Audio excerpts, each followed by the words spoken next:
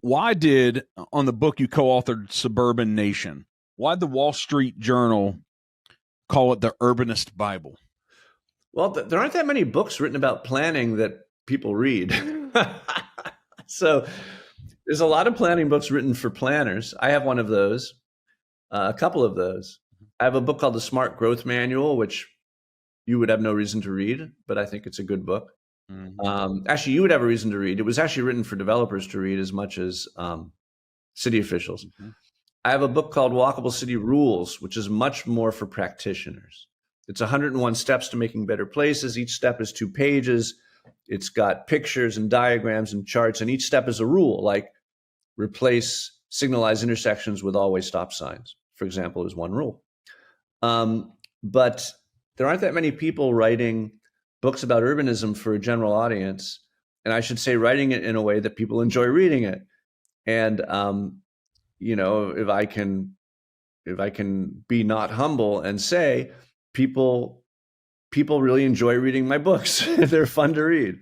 I know how to write in a way that's entertaining and not over anyone's head. So Suburban Nation first, and then The Walkable City second, are books that anyone can read, everyone can read. And because they've been,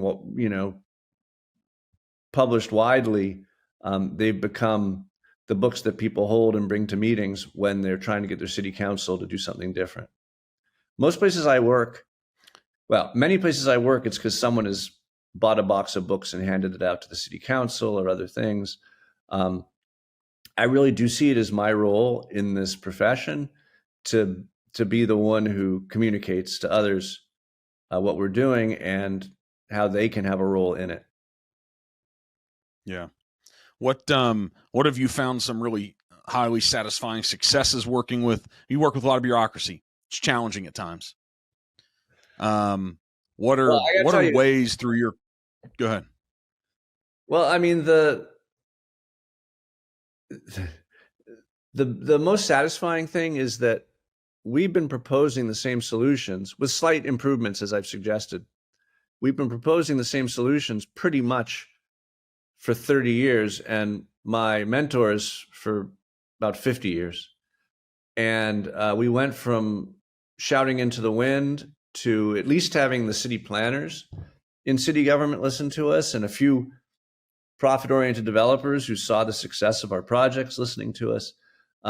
Generally facing a lot of opposition in city government, and a lot of opposition from engineers and others.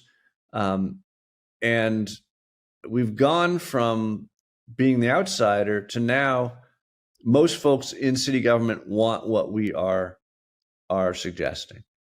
There's still impediments. There's still, the old city engineer who's been doing it for 40 years and hasn't read a book since they started.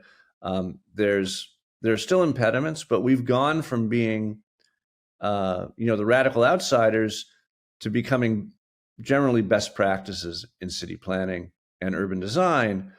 I have to say, it's a little bit strange. It's eminently satisfying. My mentors, I mentioned Andres and Liz. Andres Duani I think he's someone who doesn't know how to be on, doesn't know how to function when everyone wants what he's offering. and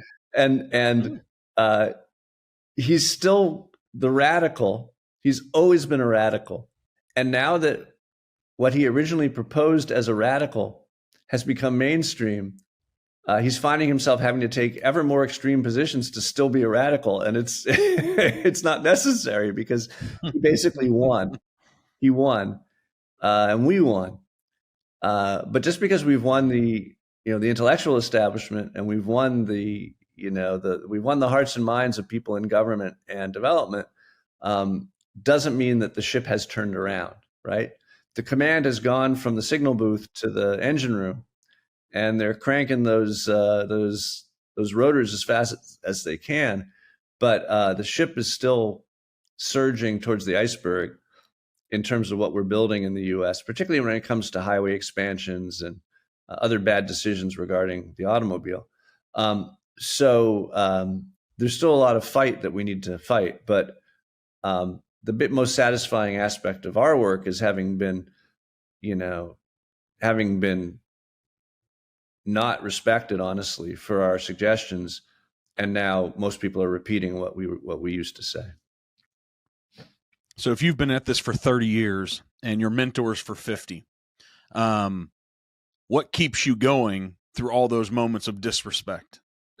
Well, like I said, they're fewer and fewer. I love a great counterintuitive discovery, and it happens more often than not. To learn something that you thought was wrong was right, or the other way around, and then to be able to convince other people of that is, I think, what keeps me going. And then there's just, this is a little bit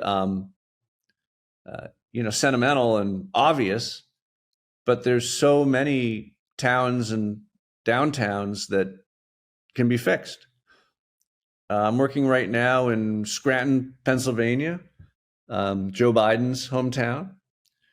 And it's got a whole bunch of one-way pairs, streets that are multi-lane one-ways that are wrecking the experience of the downtown. You can't circle the square in the downtown because the one-ways take you off of the path of circling the downtown square. And so we're making a proposal that will revert all those one-ways back to two-way, as we've done in many different cities, as I've personally done in at least 8 cities. And, we're confident it's going to move forward and change that city and make it a better place. So it's very easy to keep doing what I do.